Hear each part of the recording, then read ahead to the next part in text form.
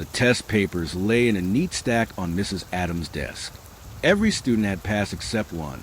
At the bottom, written in trembling pencil, Ethan Miller 7 out of 100.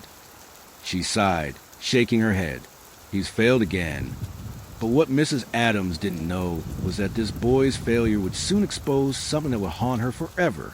If this story moves you, take a moment to like this video, share it with others, and subscribe to Moral Avenue, where we remind the world that empathy can change lives. Mrs. Caroline Adams had been teaching for nearly 20 years. She'd seen every kind of student, the bright, the lazy, the troublemakers. But Ethan was different. He sat in the last row, quiet, withdrawn, and always avoiding eye contact. His clothes were clean, but worn. His lunch was often the same as a single peanut butter sandwich wrapped in foil. Every week, she graded his papers and wondered the same thing. Why doesn't he try? The other students whispered behind his back, Ethan's dumb.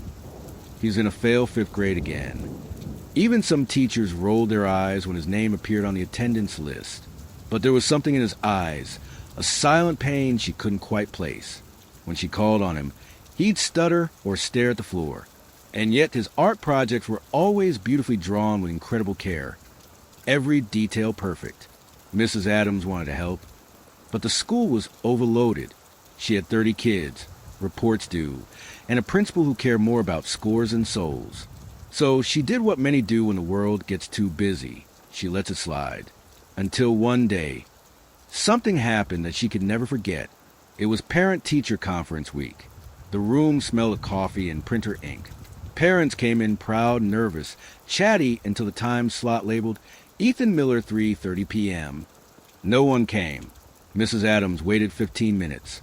Then 20. She finally sighed and packed up. But as she was turning off the lights, the classroom door creaked open. A small figure stepped inside. Ethan, alone. He clutched his backpack tightly, eyes red and swollen. Mrs. Adams, he whispered. My mom couldn't come. She's working. Something in his voice cracked. It's okay, Ethan, she said softly. We can still talk. I just wanted to help you improve. He nodded but didn't move. His lips trembled as he stared at the floor. Then, almost in a whisper, he asked, Mrs. Adams, do you think I'm stupid? The question pierced her like a blade. No, Ethan, she said quickly. Of course not. Why would you say that? He shrugged, tears filling his eyes. Everyone says I am, even at home sometimes. Before she could answer, the intercom buzzed the principal calling all teachers to the staff room. She told Ethan they'd talk more tomorrow. He nodded quietly and left. That night, she couldn't sleep. Something about that boy's eyes stayed with her. They weren't the eyes of a child who didn't care. They were the eyes of someone carrying too much pain for his age. The next day, Mrs. Adams decided to test something. She gave the class a surprise quiz, but with a twist. Every question was read aloud as she wrote on the board. When she collected the papers later, she noticed something incredible. Ethan's answers were almost perfect. Her heart pounded. Could it be? She double-checked. He wasn't guessing his logic was correct. But when she gave him the same test in written form, without reading it out loud, he failed again. That's when she realized something every teacher fears missing. Ethan couldn't read. Mrs. Adams stayed late that evening, going through Ethan's files. What she found broke her completely. Buried in the folder was an old evaluation from his previous school half-finished and signed. It said, possible dyslexia, needs further testing. But the page had never been submitted. The system had failed him. He'd been passed along year after year. Each teacher too overworked or unaware to notice. Mrs. Adams wiped her tears and made a promise. She would not let him be invisible anymore. The next week, she began working one-on-one with him after school. Slowly, painfully, he began to read. Each letter, each sound was a small victory. Sometimes he'd smile shyly when he got a word right. Sometimes he'd cry when he couldn't.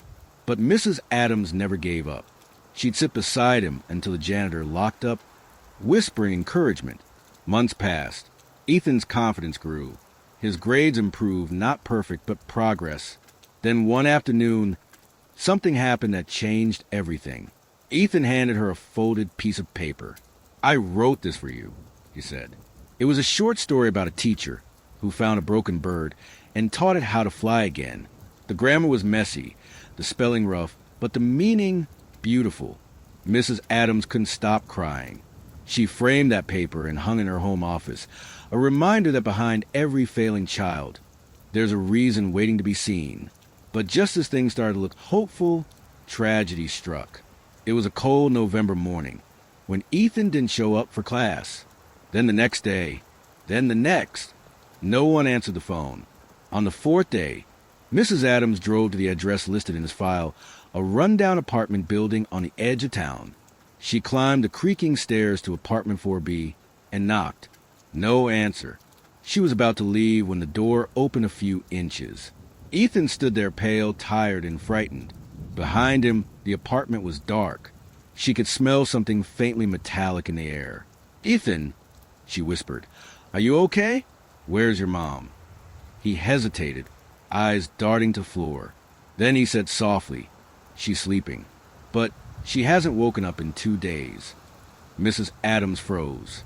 The color drained from her face as she stepped closer. Inside on the couch, she saw the silhouette of a woman motionless, covered with a blanket. The air felt heavy, cold.